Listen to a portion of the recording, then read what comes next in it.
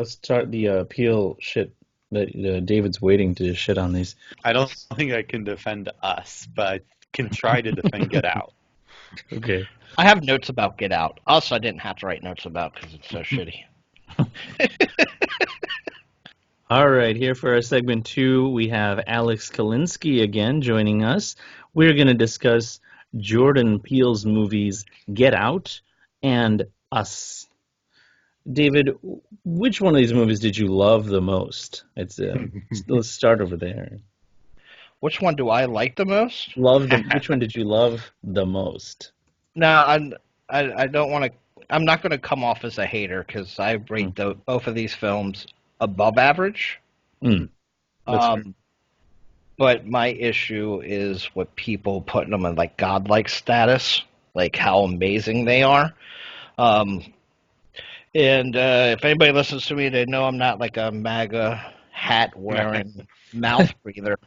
So so it has nothing to do with Peele's political themes, and I agree with him with just about everything he tries to do that way. My issue is with his execution, not what he's trying to say, it's how he says it. But out of the two, I think Get Out is much stronger than Us. I agree.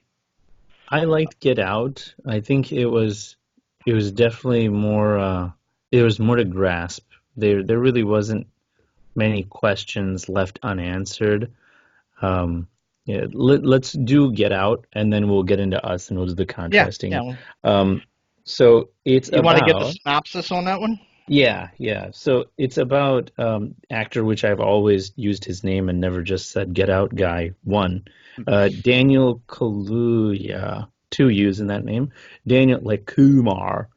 Daniel Kaluuya is dating Allison Williams, his white girlfriend, and is invited to their country home for a dinner, or there's some kind of a get together going on. A little weekend vacation. Yeah, he doesn't think too much of it. It seems fine. His friend, however, trying to get his name real quick. TSA. Lil Ray Howery. Lil Rel. Lil Rel. Oh, sorry. Lil Rel Howery. TSA. Is a TSA agent, as Alex is letting us know, and is warning him otherwise. He's saying, please don't go. You don't want to be around a bunch of crazy rich white people. And they go out there, and I think that's probably maybe one of the best shots in the movie, when that driving trip over there. I think that's when the credits are actually, like the opening credits are going through, and then they run into that deer. Yeah. So anyway, beyond that point right there. Yeah. What the fuck was that all about? Well, because it looks like somebody threw the deer at the car. Yeah, it looked like a fake deer was initially just tossed in the car. and the deer comes from the driver's side, but somehow the passenger side mirror is broken off. Which we'll go into a little of my discussion, is that Peele has a really poor eye for detail. No, I just took it as something innocent, or like animals are always just killed as like if it's not a sacrifice or something, like innocence is being killed, and so there's like some kind of murderous kind of like tone to set for the rest of the movie. Like things were just starting to go downhill, and he was definitely creeped out by it. And there's also a parallel between his mom and the deer. I get that, but it looks so bad. Yeah. It looked really bad. And I love how it's Jordan Peele making the deer noises. What? I didn't know that. Yeah, he actually made those noises. This is like M. Night Shyamalan being in his own movies. This is how Jordan Peele wanted to be in it. That's a Stephen King moment.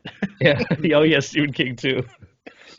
So they get to the house, and he meets their parents, and their parents are, Obama-loving couple. And the mother is very calm, and the father is very easy to get along with. As the vacation goes on, he meets the brother, which keeps reminding me of Macaulay Culkin. They're not related, right? They are? Oh. No. Yeah, no, he looks a lot like Macaulay Culkin, but just a little. He's probably the weirdest of the three, and And why does he have a different accent than the rest of the family? because he didn't bother. Just pointing that out as well. He has like Wait. a Brooklyn accent, and everybody else is like rich white person. He probably doesn't hang out with them as much. He seems very different and like just like a city dude. Yeah, yeah, he was. Versus- It's like he wasn't prepped to for anything. Yeah, they were just like, get him on scene, give him the script. Even though he's in medical school, but hey. I love seeing Catherine Keener back in this. Yeah, she's great and everything. Yeah. I think the last one I saw her before, she was the mother, right? That's Catherine Keener, right? Well, she's in two great films. She's in Synecdoche, New York, and she's also in Being John Malkovich. I saw her last in 40-Year-Old Virgin with Yes, Steve she is. Carell. That was I'm talking about high art, and you bring up 40-year-old. that's my role in this podcast, to bring everyone back down a level. She did a Colgate commercial back in '97. If I recall.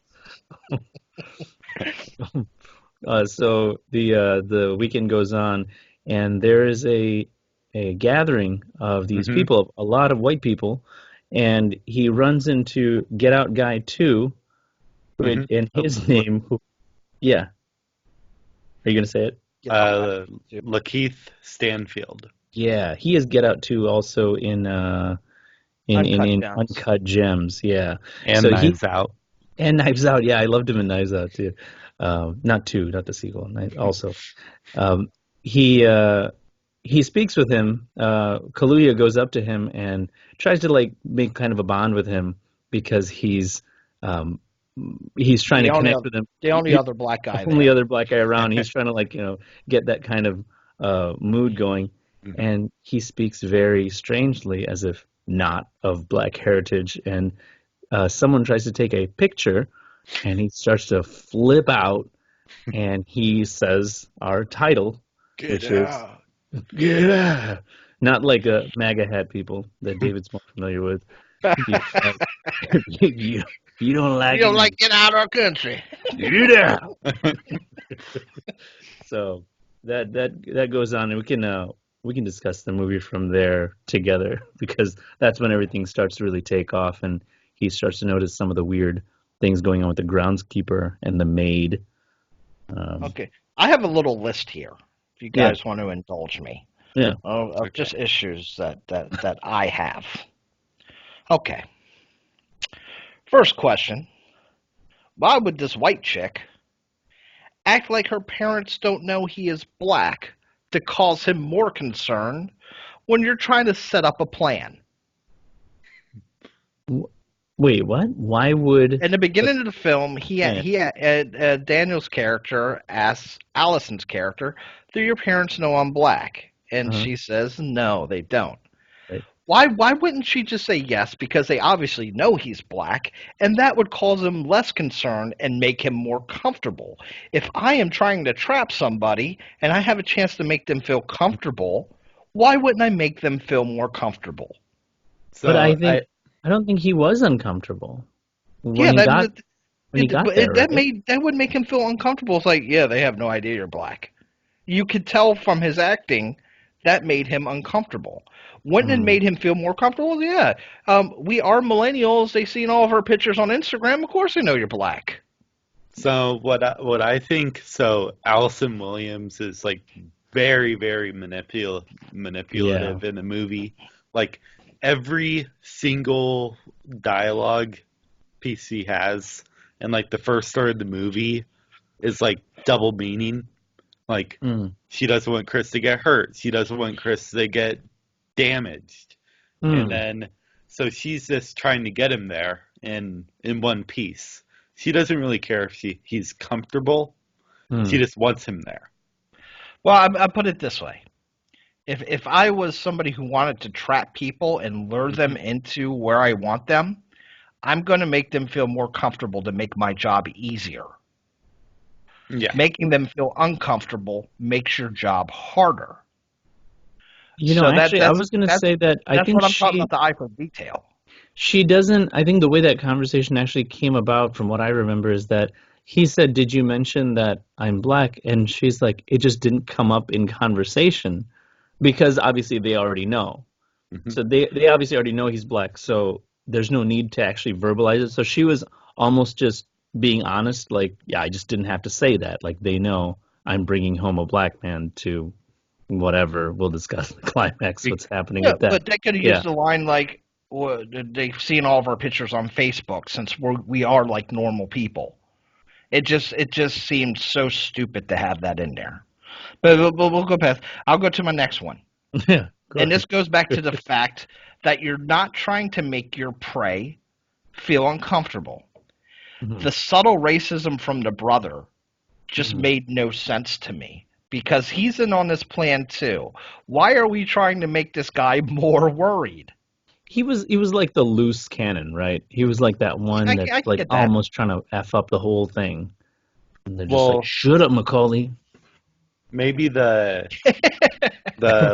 use of putting him at like some sense of uncomfortableness maybe could like put him more into a fragile state of mind, which then would make him want to Mm. smoke, which then would get Catherine Keener to hypnotize him to get Mm. rid of the smoking.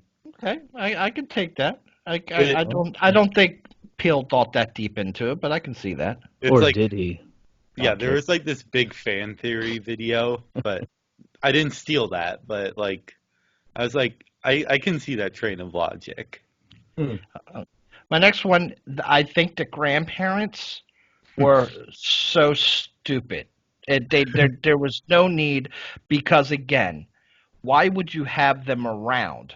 Because it caused more issues, and it just seemed like there was no reason for them to be there. If I was logically trying to hatch this plan, I wouldn't have these people around, especially with the husband, with I forget the guy's name now, the other victim.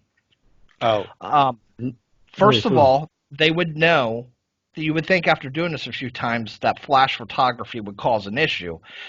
Pardon the fact that Daniel is a photographer and he has his flash on his camera in the middle of daylight, which again is just another stupid lack of detail. Um, but why would even have that husband there? Why cause more issues? It just didn't make sense to me.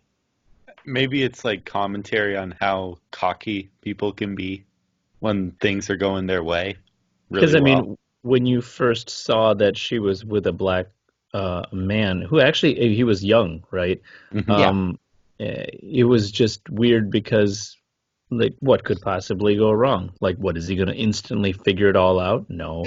And that's her husband. So like would you leave him at home for this? It was like this big event. But nobody else had one of their significant others there. It was just this one. Now, to make them feel more comfortable, you would think they would have brought all of them. Hmm. Because there's obviously, at least 4 or 5 times they did this just from the pictures that we see? Yeah, well, Yeah, yeah, there's definitely the be- grandparents who live in the house.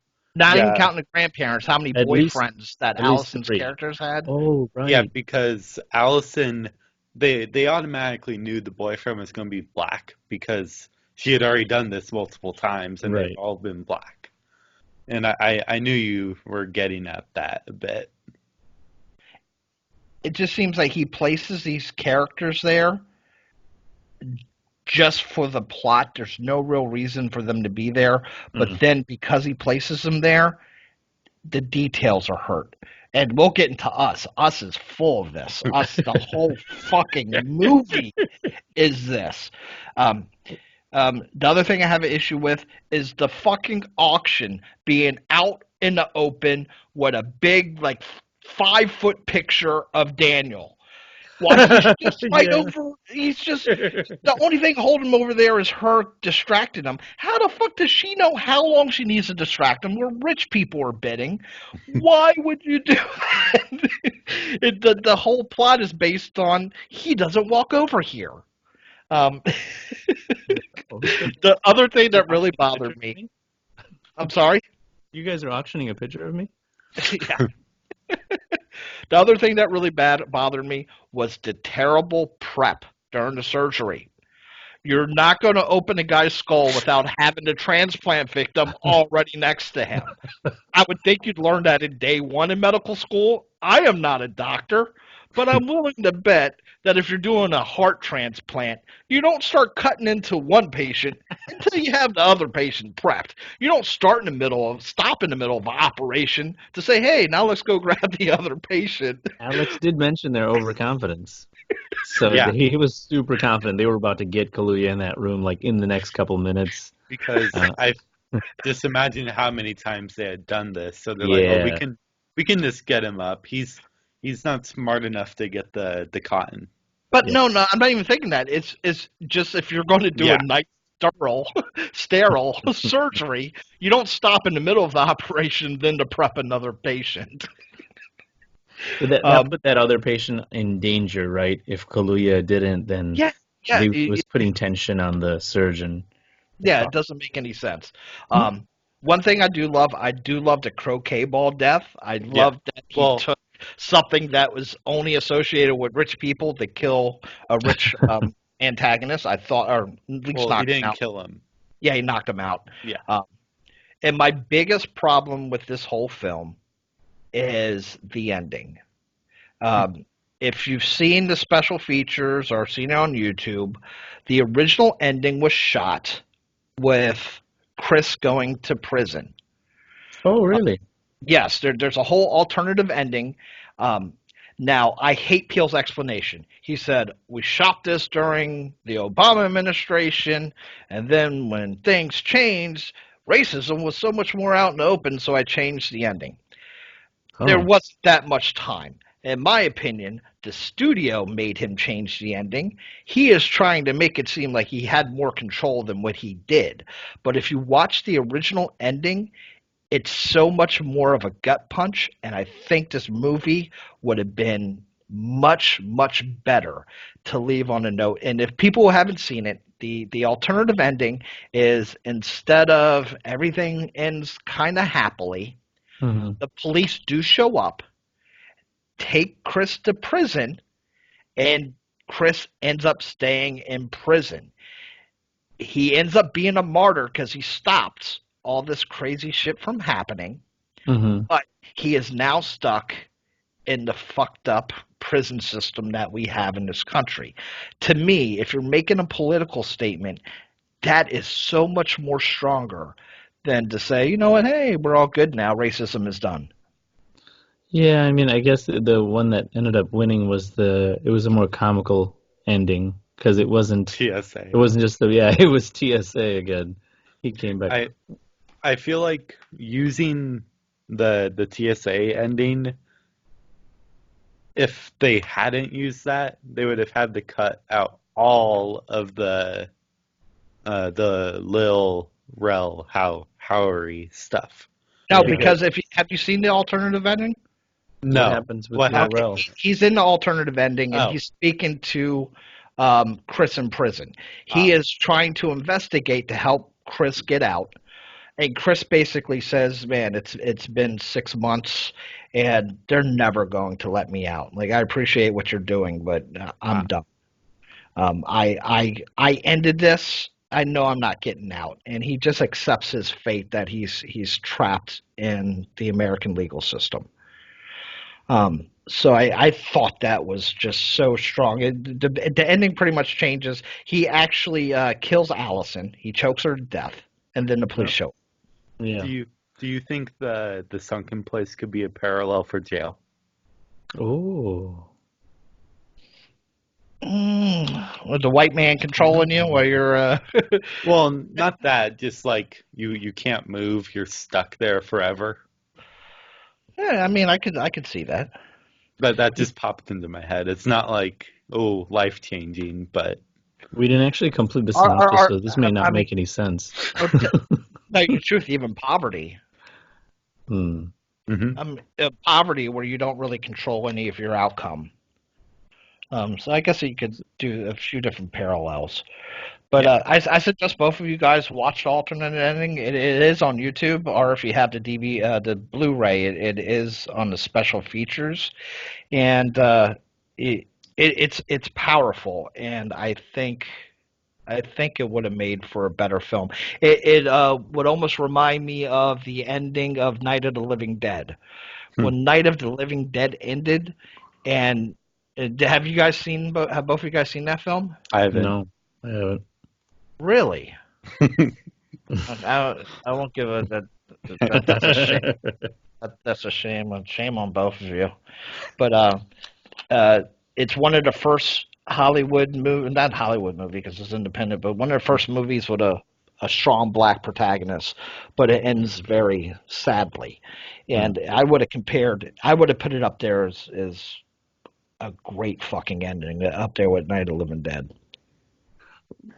Real quickly, the rest of the synopsis. So after that person is led away out of the party, Lakeith, and the mother goes on to attempt to hypnotize him and convince him that he can help him quit his cigarette smoking after she finds that out, and almost catches him in a lie because he's about to say no, and then she's like, "Oh, it's fine," and then she helps people with that all the time, and he ends up in this kind of paralysis.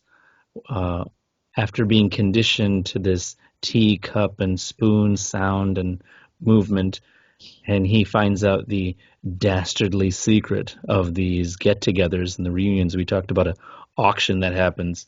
What they do is they are putting the brains of their white loved ones into the, for what reason, we'll get into that just in a second, putting the brains into these black bodies, and then the people are living just fine, with except for flashes that trigger the memories of the previous owners of the bodies. I'm not sure why there's anything happening. Yeah, that doesn't work biologically. I mean brain transplants. Isn't all consciousness inside of the brain? Oh, is it though, David? Is it? So they supposedly he could still tag along and just be a witness? Only in the presence of flashes.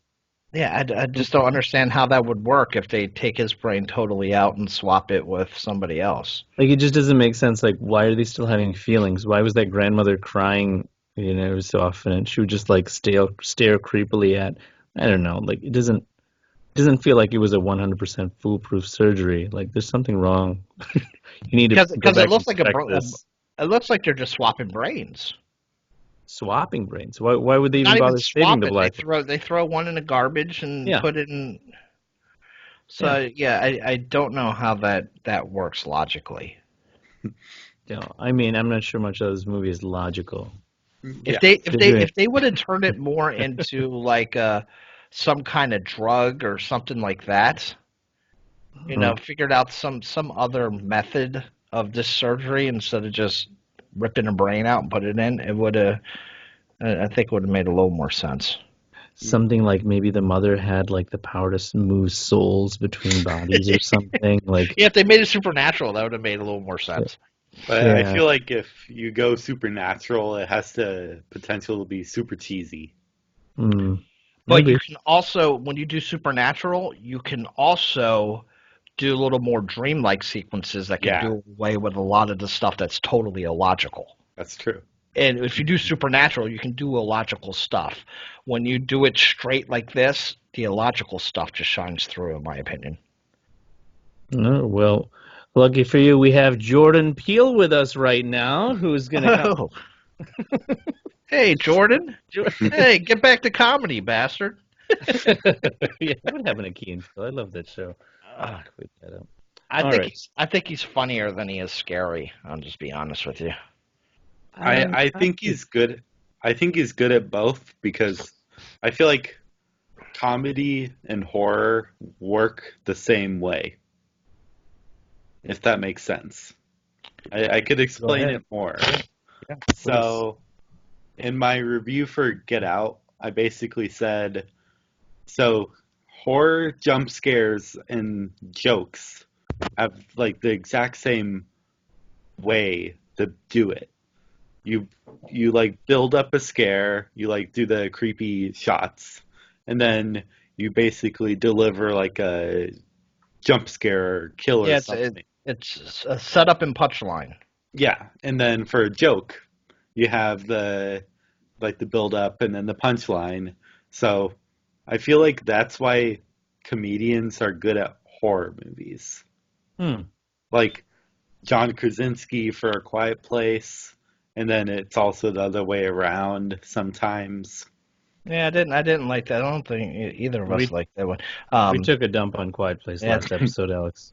Danny McBride, the newest Halloween I thought was okay. Danny McBride was a screenwriter on that. And then Jamie Lee Curtis one? Yeah. And then Ari Aster's humor in Midsummer is actually pretty good. If you remember. Yeah. It's a humor? You missed the humor there, didn't you? I did a lot, yeah. You fell asleep. Just be honest, Raj. You fell asleep. God.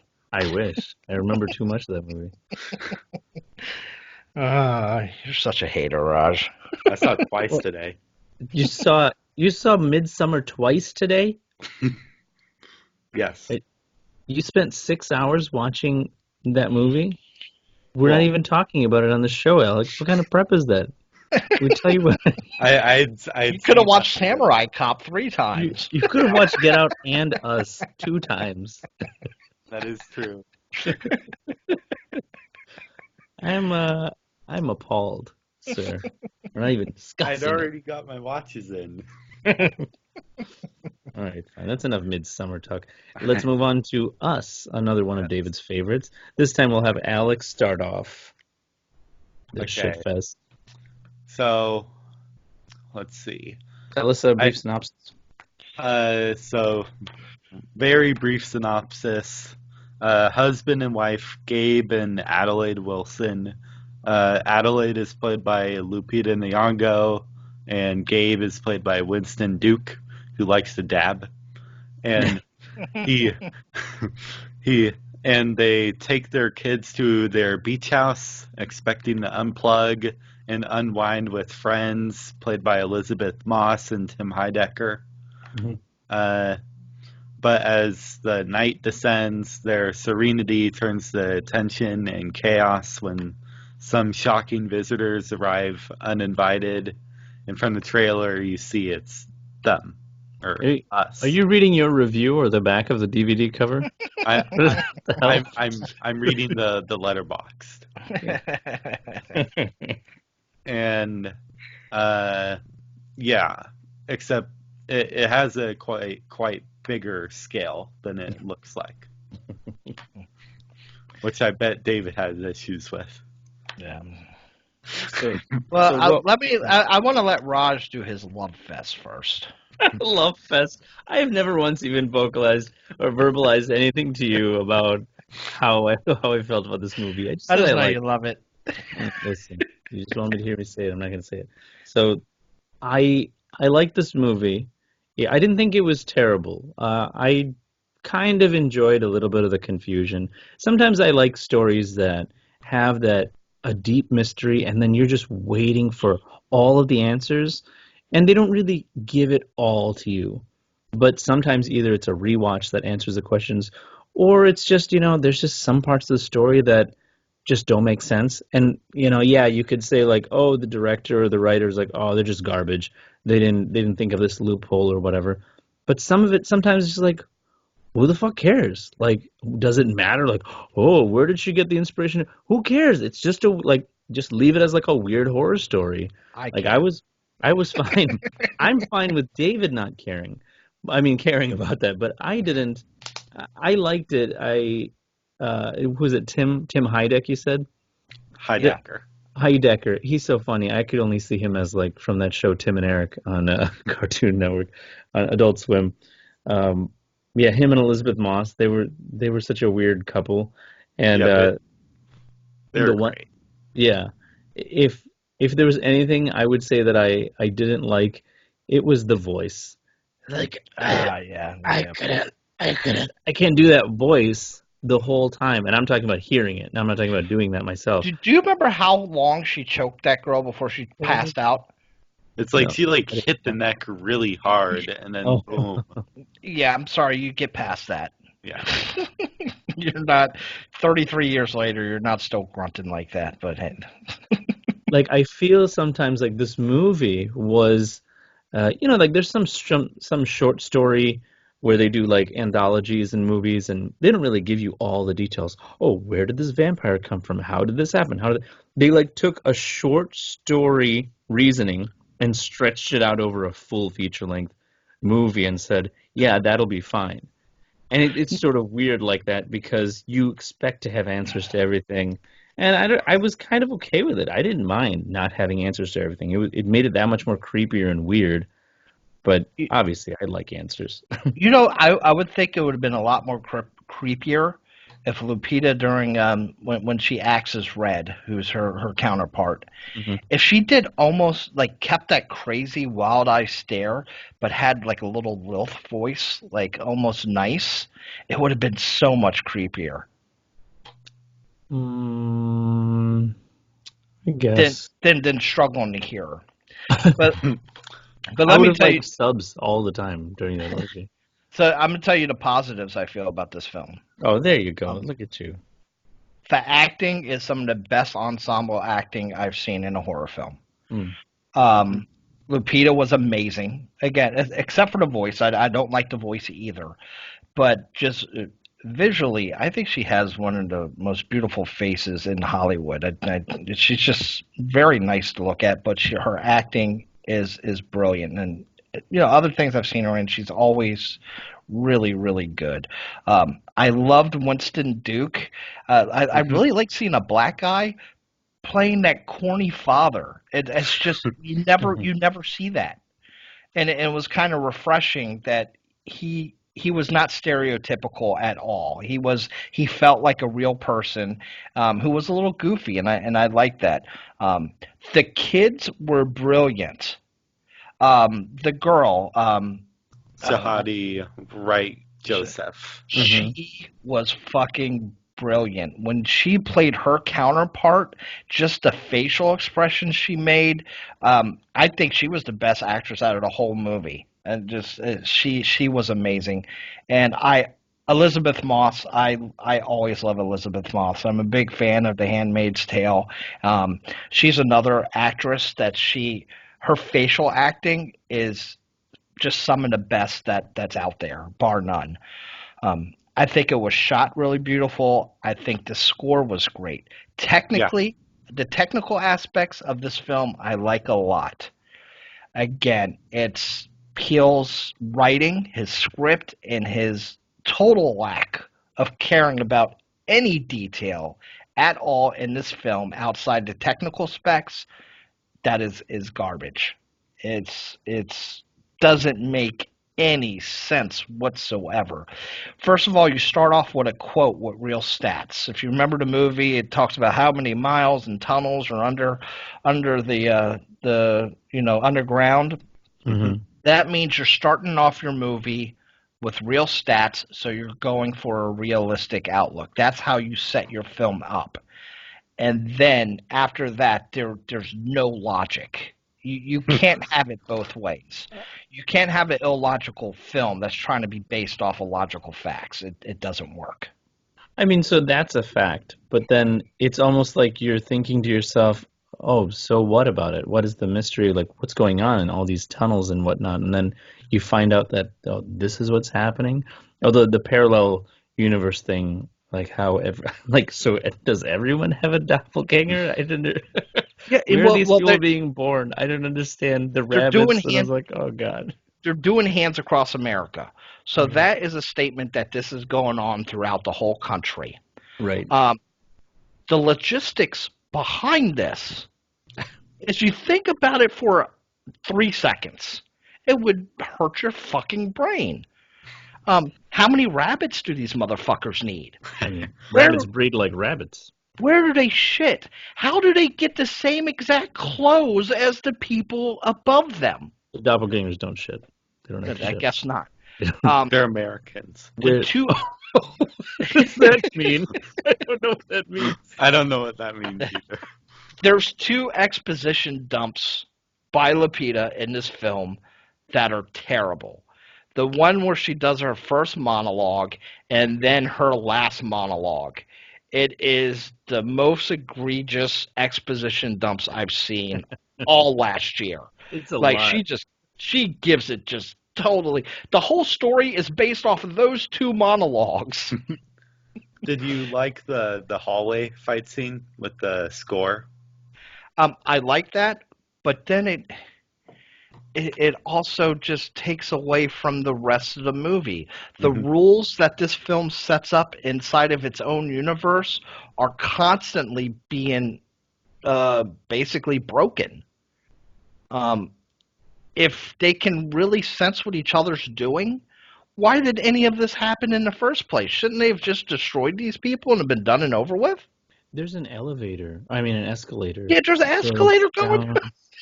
And I was like, wait, why don't they just go the other way up? Like, even if you have only an escalator down, I think you would realize if you just walked fast enough, you could get to the top of that. It's not like it's a deterrent. It's not, the Trump's brilliant wall or anything.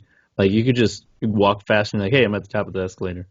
But if you have this whole secret society of people under the ground, why was it so accessible? I mean, that was like a shopping mall level escalator. That wasn't some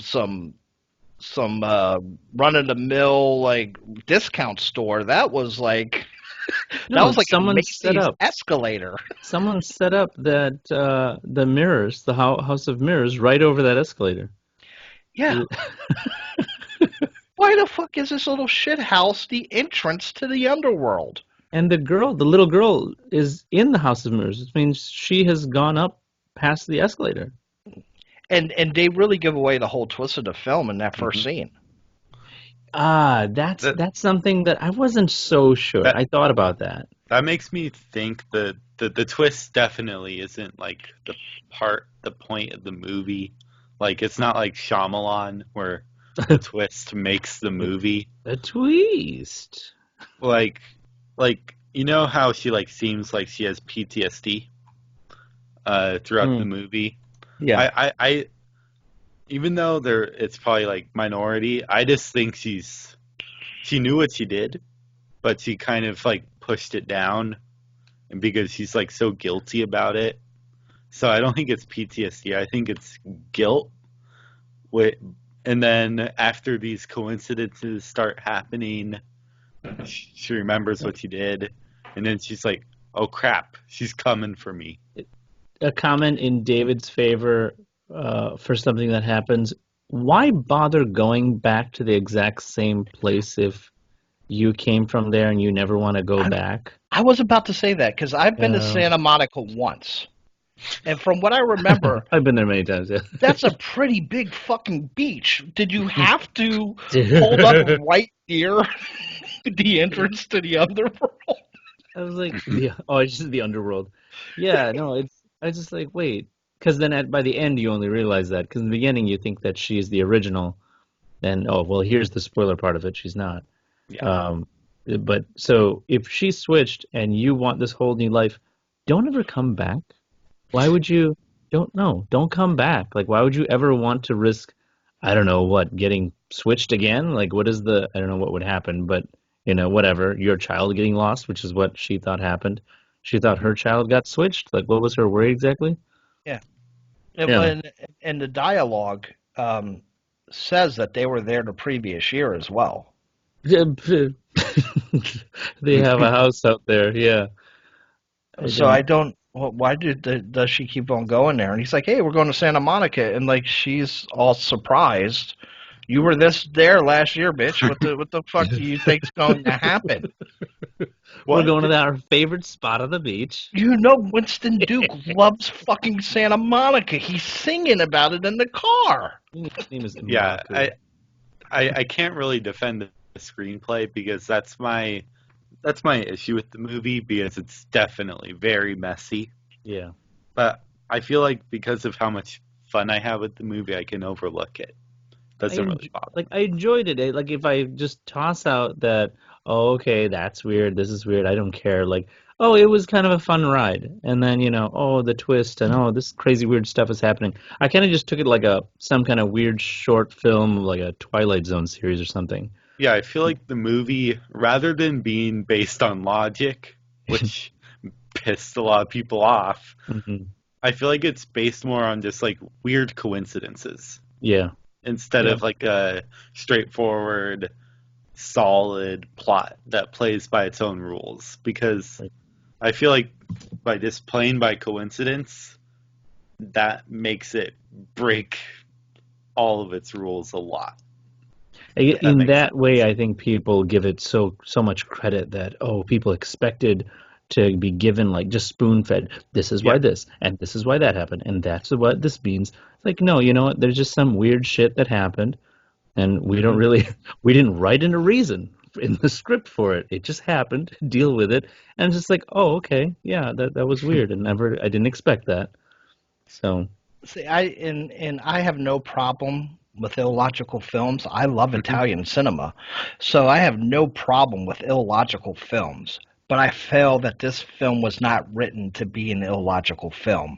Yeah. I feel that this was just written poorly. Yeah, I was going to say, you think that it was just done badly, right? Yeah, because I don't believe a film has to have logic. And I'm an analytical person. When I watch a film, I want to digest it and think about it.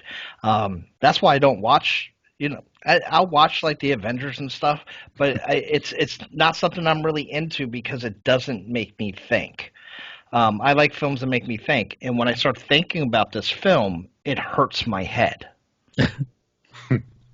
And all right. and I give it I still say this is an above average film. If this was just a Blumhouse film that they put out, I would watch it and kind of laugh off some of the illogic stuff that's going on and say, you know what, that was a decent film to watch. What bothers me is that so many people who call themselves film fans talk about how fucking great this film is. And it just isn't. There were so many great films last year that you can't even say this in the same breath as a lot of them. This one won Best Picture, right? No. I thought this one got nominated for Best Picture? It got nominated for nothing, I don't think. Not Academy Awards. Get Out was nominated for Best Picture. I'm thinking Get Out. Yeah, I'm thinking Get Out. Yeah, Get Out got a Best Original Screenplay. Yeah, it won that. Yeah, if they would have gave that to Jordan Peele again, it would just... Yeah, this was not the best screenplay. The dialogue was good, but like the plot was messy. It didn't make that much sense. I like the tension of it. I felt like they really held the tension in terms of like keeping the mystery going, because you really want to know the whole movie. And like we've already said, like they don't answer everything. So it's like you're still kind of wondering, you're still trying to put all these pieces together. And then the ending, I don't know if they really gave away. You try to think back and like, oh, was she switched? I mean, like we said, that wasn't a super twist, but I don't think I picked up on that. I didn't pick up on that the twist happened. I mean, that switch happened. And then at the end, I was like, oh, okay. And then does the son know? Because like there was like that kind of smile between the two, or like he was staring at her, and I was like, oh, yeah, okay. Because he saw her doing the grunts multiple times. Yeah. Well, and it was weird what they did with the son, because for some reason he could still control his doppelganger sometimes. Maybe there's a age something. Yeah, and they made a point of the fact that he has issues with rhythm. So I don't really get what he was trying to say about the son. The doppelgangers had issues with rhythm, right? That's what you're saying? The boy. Well, yeah. Well, they just seemed off. They seemed off. It was almost like, is she trying to say the son was original doppelganger, and she went to go get him? There's just something he was trying to say about the son, and I can't really make it out. And I've seen the movie 3 or 4 times. I can't really make it out to what they were trying to say about him. The only part that I remember was in the beginning, she was trying to teach him how to keep a beat, but she was clearly off. Like she was off with how she was like, yeah, like this, and she was snapping, and he was just laughing. because of how bad she was. But at the time, we just think it's like, oh, haha, it's just she's just being goofy. And then now looking back, like, oh, she was a fucking doppelganger. That's why. But she could dance her ass off. She should be able to keep some rhythm. Wait, why could she dance her ass off? Well, she was a dancer, remember? Was she the dancer, or was the other one the dancer? Yeah, she was the dancer, remember, because she couldn't speak. So they put her in some kind of art to help, soothe her. But I thought that was because the other one, the original one. Now I'm getting confused. Because remember, they're at the therapist after the switch, and the therapist recommends like getting her into drawing or some kind of art to help with her PTSD. Yeah. And that's when we start seeing she dance. And when she's dancing, the real Lapita, who is shown as the doppelganger, is underground dancing at the same time. And somehow the dance inspires all of them to somehow learn how to make enough red uniforms for everybody, manufacture those gloves, and make the scissors. Golden scissors. Let's not get into the technical aspect behind how any of that was ever accomplished. But yeah, like I would have liked to know a lot of little details, but I think part of the fun was not knowing, and the fact that we'll never know really why any of that was ever down there, constructed for all of them, the escalator to nowhere. So it's like, when the people above ground are having sex to have children, are they having sex at the same time? Like, and how does that work exactly? Because there were hallways, but there weren't hallways above them. So are people just like walking into the walls until they sit, and when they poop, they just start pooping in their clothes? Like, it doesn't make sense that they're constantly mimicking. Like, I don't know. What happens when they go abroad? Well, like, what happens to a doppelganger? They're just invisible planes. What happens if a family immigrates to America? Do they automatically get doppelgangers, or are they not included on the whole scheme? Is there a separate country doppelgangers under each country, and they're just connected by tunnels? But the explanation of why the clones were there made no sense either. They were there to control the people above, but they were mimicking everything the people above were doing. So some kind of grand government conspiracy that you got to think how much this would cost, first of all. I mean, would it be worth it? Clearly it was. I guess they got a cool shot of Hands Across America, everybody in red. Yeah. Oh, wait, you mean, was it worth it for the production company to make this movie, or you mean the fake government? That's what I was saying, the fake government. That's what I'm saying. But she tried to explain why they were there, but just made it more confusing of why they were there. They were stupid, right? Until they saw ballet, and ballet gave them intellect. Is that what happened? Because they were just kind of mindless zombies. But if they could learn other stuff. She couldn't teach them how to speak. They had chalkboards. They had classrooms and stuff. Like they couldn't had to eat. It was fairly clean, so they knew how to be hygienic and cleaning and killing their rabbits. And there's no toilets. I didn't see one single toilet down there. I mean, if there was at least a shot of a toilet, David would just be 9 out of 10. But there was no toilets. No toilets, and just eating raw rabbits. Raw rabbits. Yeah. Everyone knows. Well, they didn't have kitchens. They didn't have kitchens because I spoke about having to eat the rabbits raw. No, that's the escalator. They go up. They have little bonfires on the beach, and they bring the rabbits back down. Then they don't leave. They just stay there. I don't understand why more people didn't get out at any time. I just don't. There's so many holes that I'm just like, I should just learn to enjoy things in life. Well, the homeless guy, he was the first one out. Oh. But he didn't have red on, and he was just sitting there bleeding on the beach. I don't even know what that was even supposed to be. Because he just went into... So it had to be the doppelganger because he was just put into an ambulance. And then, of course, the kid goes home and draws a creepy picture, which is a cliche in every horror film that has a kid. Yeah. Oh God, it's a dumpster fire of a script. It's a pretty crazy script. I mean, I wouldn't say it's a terrible movie though because of that. That's the one thing. Like, I don't think it was terrible as a movie. I think if you're looking for a solid script that makes a ton of sense, do not watch it. But if you want kind of a fun ride and like kind of a weird, kind of mysterious story with some voice acting that you probably won't ever understand without subs, you should see it. Like it's kind of weird and it's fun. And it's funny too. Don't forget the actually pretty good cinematography in the score. Yeah, I missed that soundtrack actually. I want to hear it again. The technical aspects. So what it seems to me is that on a technical level, Peele got much better. Yeah. But on a writing level, it was much worse.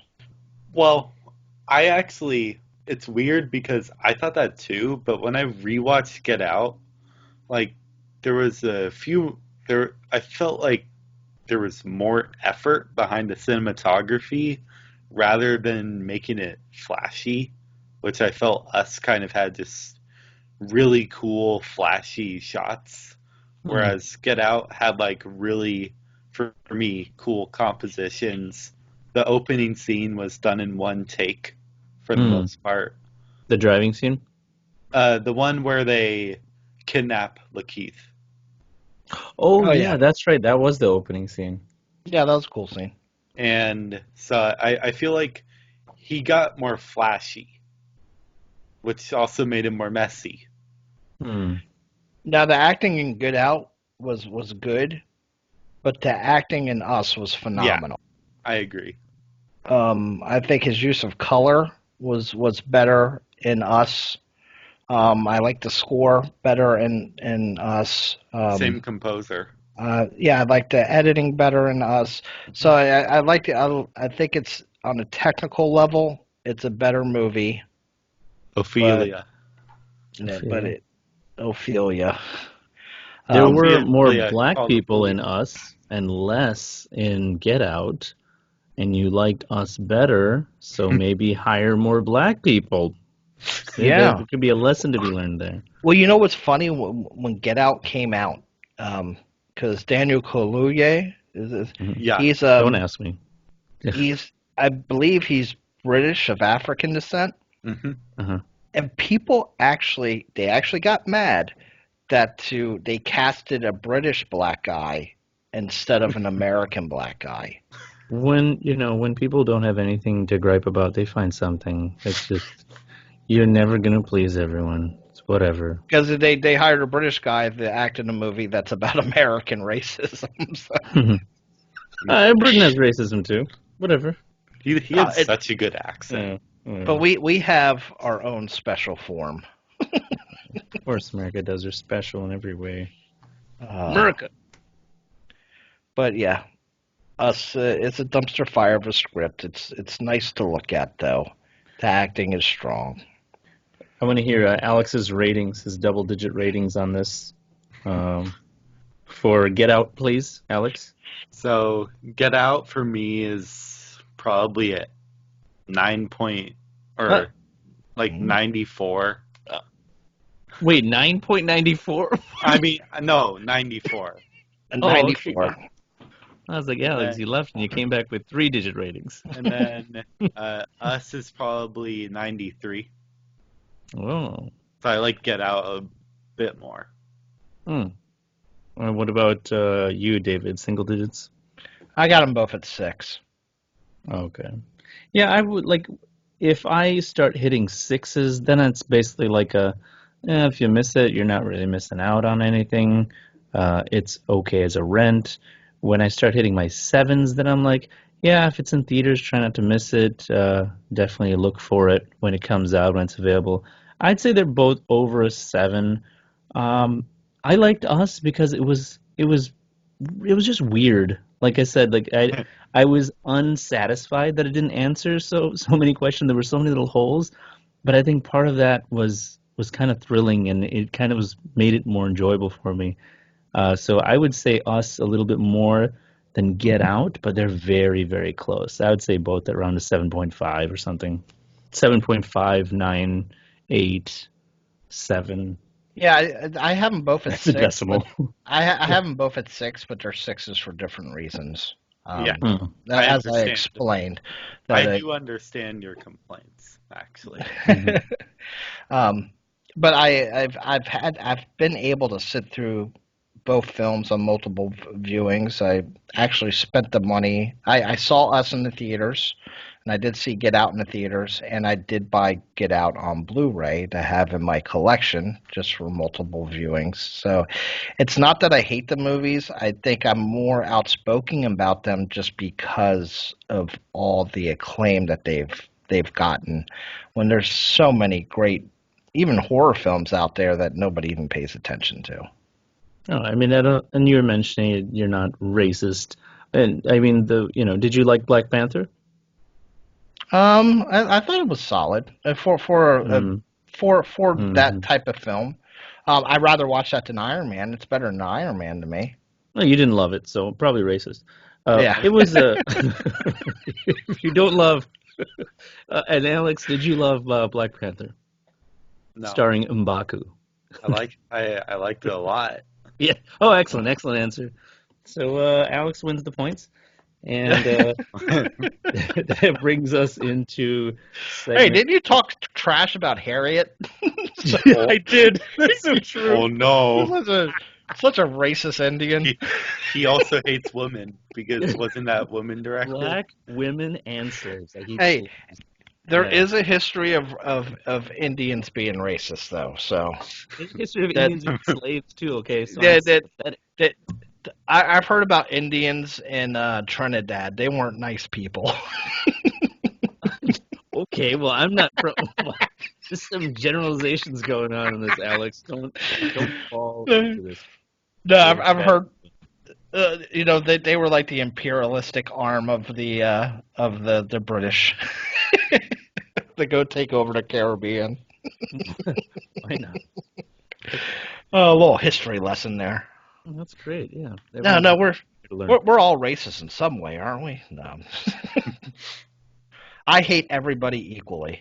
It doesn't matter what color skin. And that's a conversation I got into with I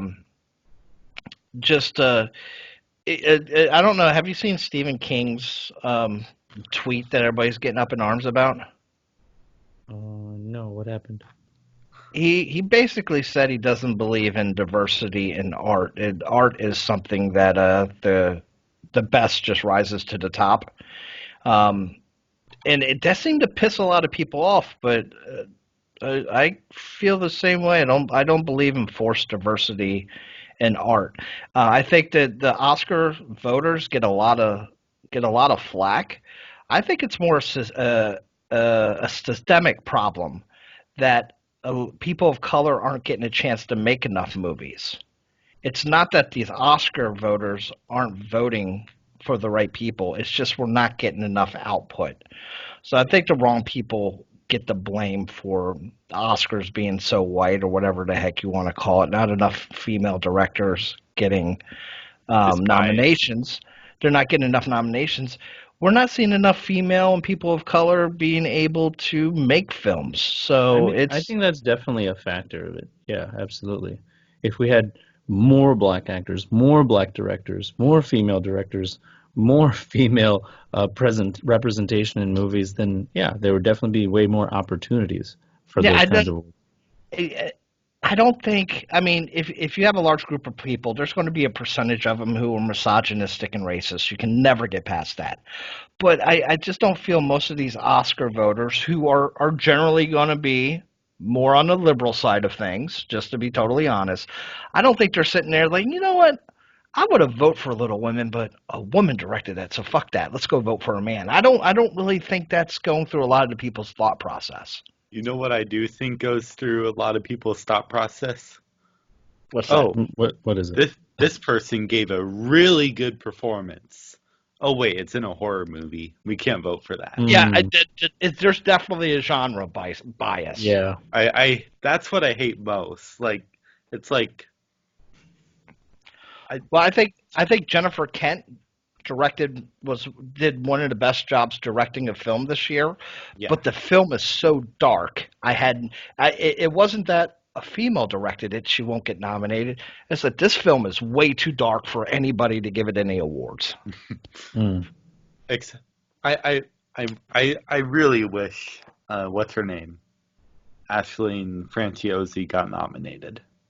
She was like the Nightingale.